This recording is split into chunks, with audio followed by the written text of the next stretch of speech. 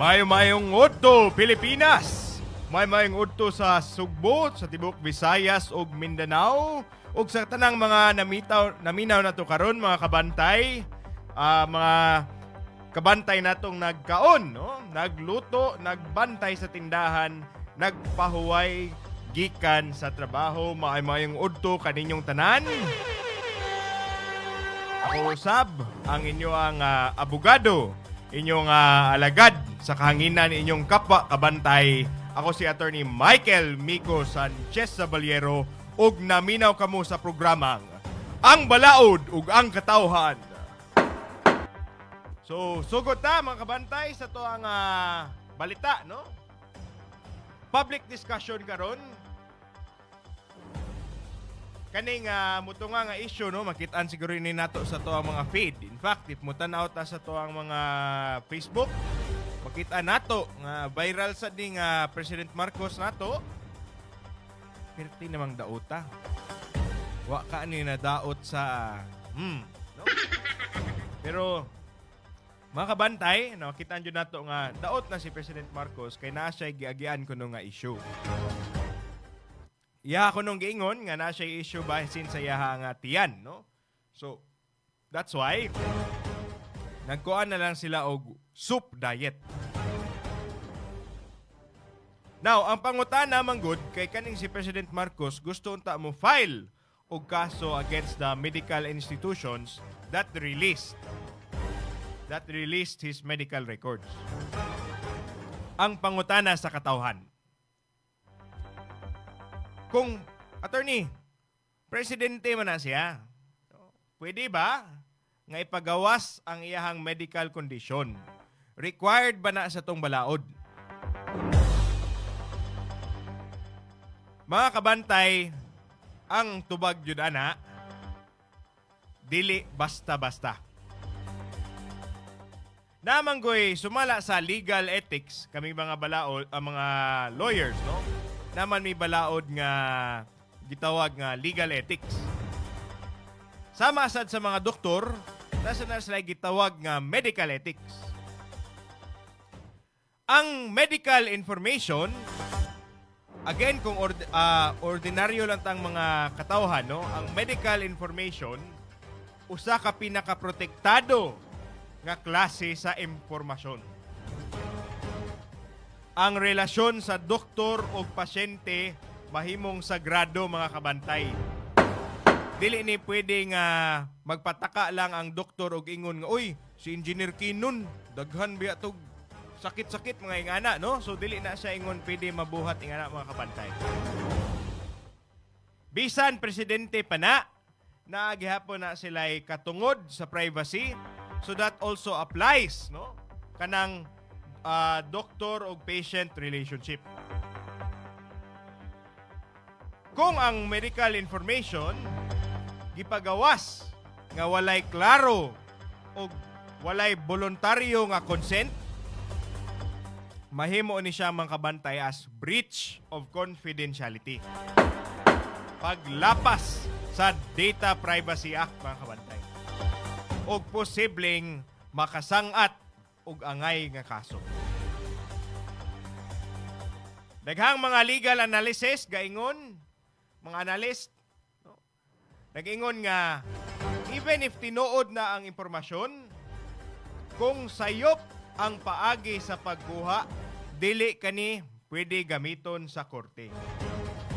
Sa kaning mga information sad sa mga kabantay nato, natay gitawag sa rules on evidence, gitawag nga fruit of the poisonous tree doctrine. Unsa may pasabot ana mga kabantay? Kung hugaw ang pagkuha sa imuhang kung hugaw ang gigikanan, no? Aning ebidensya, hugaw sad ang bunga. So pasabot niini mga kabantay, atong ibutang og example. Naman tayo rules on evidence. Ato lang i-simplify. Pananglitan, ni kuha ka og kanang ebidensya, but ang evidence gihimo nga under breach of confidentiality, illegal nga pagkuha. bisag unsaon pa nagbali-bali mga kabantay. Kung illegal gani ang pagkuha niini, mahimo na siya inadmissible sa korte. Now, ato ning i-apply sa to ang yano nga kinabuhi. Panalitan. Naakay duda. Pag duda nimo nga ang imuhang bana daghag babay. Kuyaw sa ning bana no? Daghag isag babay, sakpan. Aray ko! Winging, no? Ang imong asawa ang imong gidudahan nimo ang imong bana nga daghan kayo siya og babay, imong gi-record, no? Illegally imong gi-record, wa ka nagpahibaw sa iyaha nga recorded ang conversation, imong gitap ang ilang conversation, imong gi-record nga uy, nag-iring-iring manday akong bana niini og lain babay. Unya pag-record niya to walay consent, mahog siya og kuan mga kabantay, mahog siya inadmissible. Di na siya pwede kay nanuman. The recording was not consented to. But that's why kanang kumaminaw ganita sa mga kana ganing naimutawag nato nga gikan sa mga ahensya na kaning mga ahensya kung pasabot kaning mga electric company, mga telephone company, mga credit card company, pasinaningil na siguro nila silang inyong utang, no? Pero kung naay manawag mga kabantay, naadyo na sila giingon nga this call is recorded sa ilahang purposes. Now, normally mangutana na sila consent nga do you agree to this? So, normally mutando raman kana or di ka mo react, so mahuga na mga kabantay. Nag-andam na sila no ga preempt. So sa ilang pagpangutana nga ilang pag-ingon nga this call is recorded, mahug na siya ga consent sa imuha nga ma-record. That's why careful ta na mga kabantay no, kay naman sa uban good moingon nga attorney, na ako'y duda ni akong bana ba? Pwede ba ni nako i-record ang ilahang conversation or i-wiretap ang ilahang conversation or ipa-PI? Mga kabantay, if mo sa nang challenge sa ebidensya, no? Kung imo ra gay na nang ingana nga walay consent ang ebidensya, mahug sa na ma-argue, no? Ma-argue sa under the fruit of the poisonous tree doctrine. So marisgo na sa dang ebidensya mga kabantay. Now atong balikon sa to ang paghisgot ani kang President Marcos.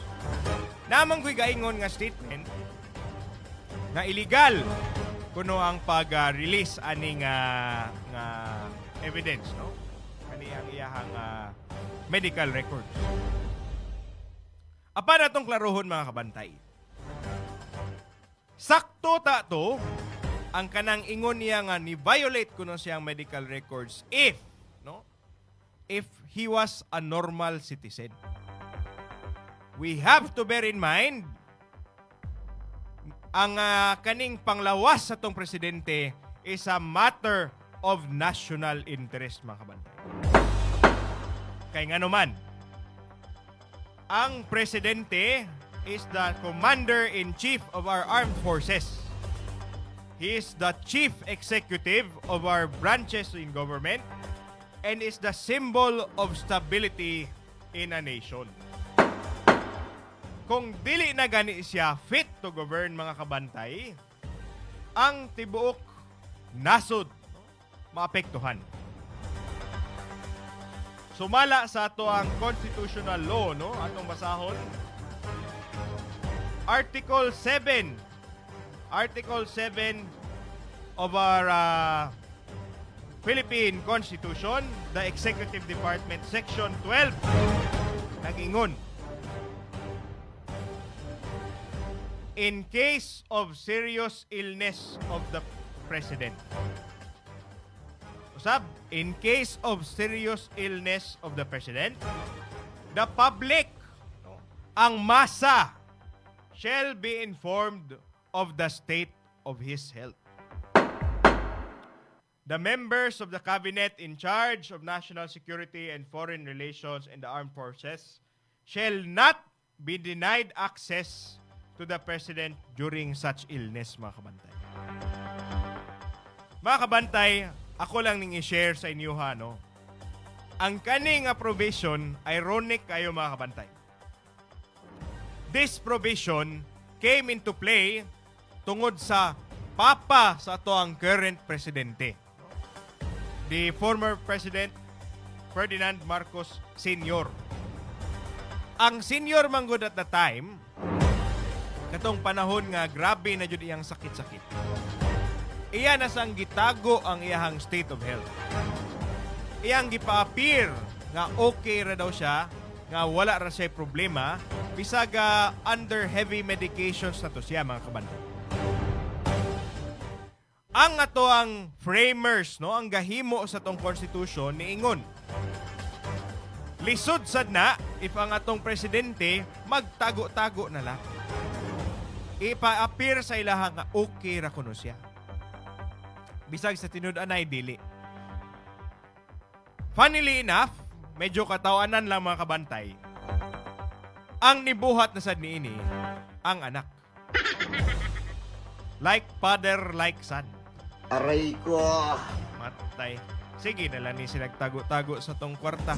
Sige, tago-tagoan pa dyan ang ilang health, mga kabantay. Medyo kuyaw sad. Usap ako itong basahon, ha?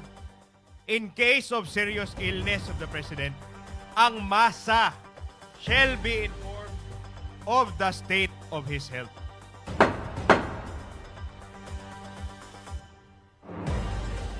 Now, ang pangutana, mga kabantay, kaya pa ba niya ang trabaho isip presidente? Ma-incapacitated ba ni si President Bongbong Marcos sa iyahang mga desisyon, mga kabantay?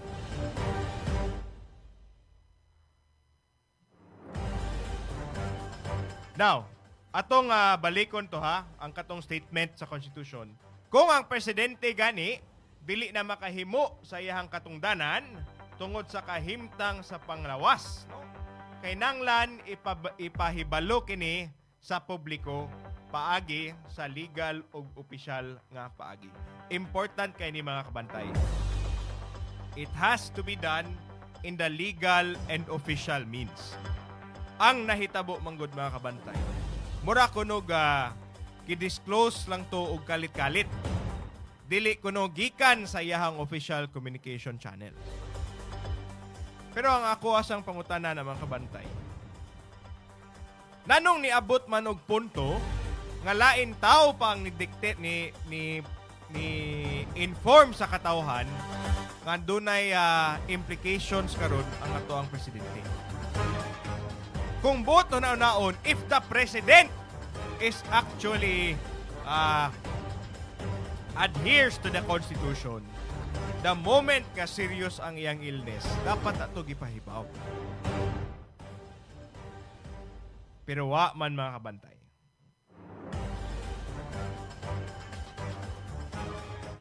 Ato sa ning diskusyon, ha? Ato ipadayon na itong diskusyon, no? Ang konstitusyon wala mangayo og medical chart or medical certificate. Ang gipangayo lang kay kung klaro pa ba sa presidente nga mabuhat niya ang angay niyang bulahatonon. Temporary ba or permanent ang incapacity? Now, mga kabantay, ako lang sa ning i-point out siguro. We have a president, ang isang pangutanon ba?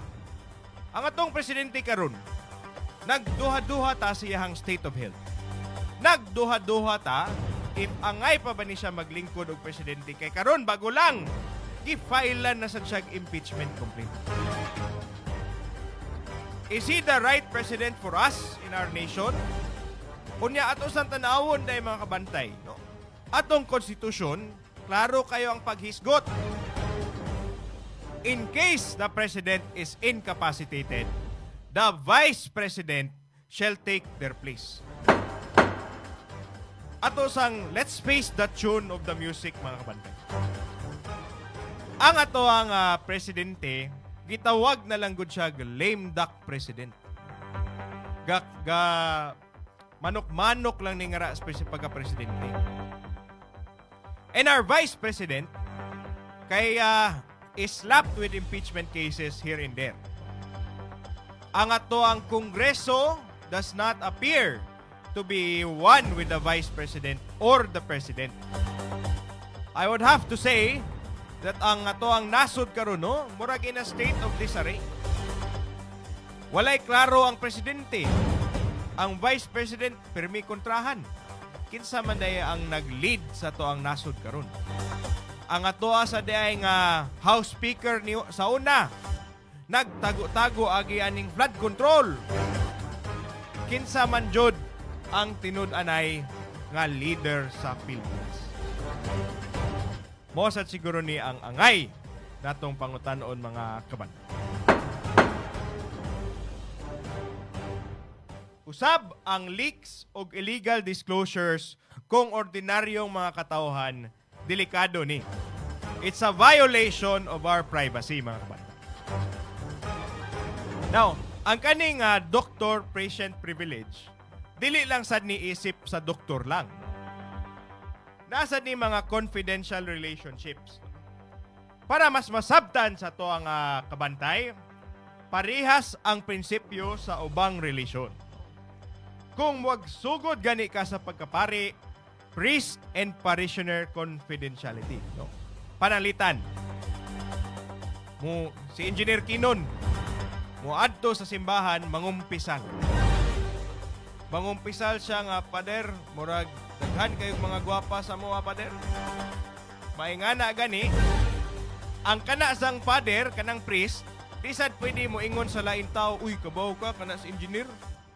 Dughan ka nag-cheek sa ilaha. Di sa naingana mga kabantay. No? So the priests are obligated to keep kanang confidential ang unsa ilang nadunggan sa kanang ilahang confessionaries, kanang mga pagpangumpisal nila mga kabantay. Bisan pasad sa kaning ang korte na gani mong ingon sa pari nga, oy, pader, dapat imo kong ingnan kung pila ning chicks ni engineer. Dili na ang korte makaingon ni anak mga kabantay. Kung mawala gani ni mga kabantay, mawala sad ang pagsalig, no, ang sanctity of the confession mga kabantay. That's why ato ning ipahibaw ang kaning mga kabantay nato, no. If you need to confess to something in through the sacrament of confession, the priest is obligated, even by law, to keep what he heard, unsang iya nadunggan, in utmost and strict confidentiality, mga kabantay. Pareho rasad na sa lawyer and client privilege.